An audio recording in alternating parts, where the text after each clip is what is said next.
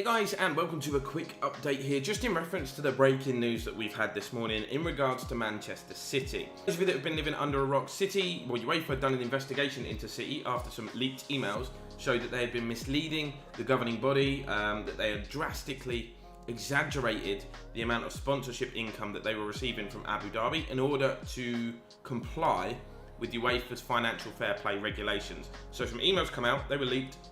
UEFA launched a full investigation into this back in February, and City were found guilty. They were fined 25 million, but the big punishment was that they were banned from European competition for 2 years, which is incredible.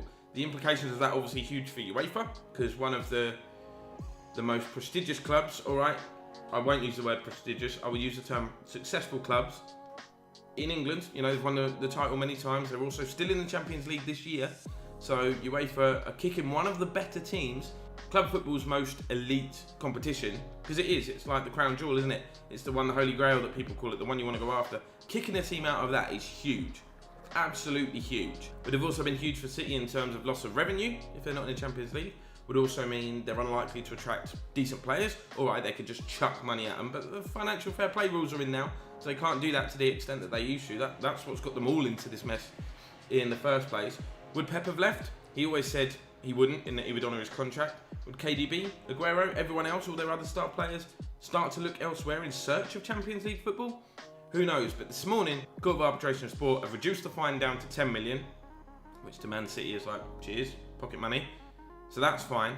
But they've also allowed them to enter the Champions League next season. Another repercussion of that is that 5th place in the Premier League was rumoured to be the workaround, that if City were completely banned, 5th place would get a Champions League spot. Great for Chelsea fans, because our form's been a little bit ropey. Great for Sheffield United fans, Leicester fans, United fans, Man United fans. I mean, there's a lot of repercussions to this. Do UEFA now look weak for going back on their original decision? Is it the right decision now?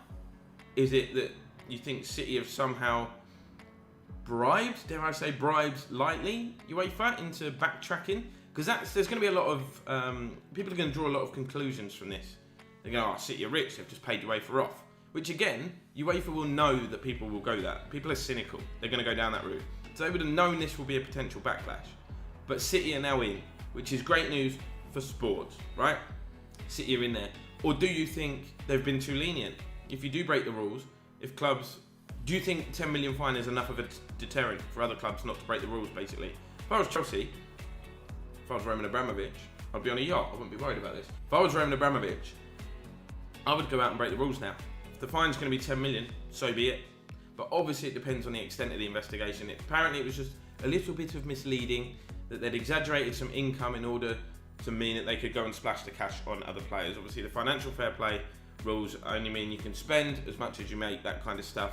I'm not going to get into the nitty gritty of that because I don't know the full details of it. But yeah, you get my point. Let me know what you think. Were UEFA wrong to backtrack? Is it lucky for City? Are you glad that City are back in the Champions League next season? I, as a football fan, as a fan of the sport, I am glad, because they're going to get 2nd place in the Premier League, which means they are the 2nd best team in England, which means they should be competing in, you know, club football's top competition next season. So as a neutral, I'm happy. As a Chelsea fan, I'm a little bit sad, because it means we now need to get into that top 4. And we're a bit ropey, as I said, but let me know your thoughts down in the comments. Just wanted to bring this quick update on this breaking news.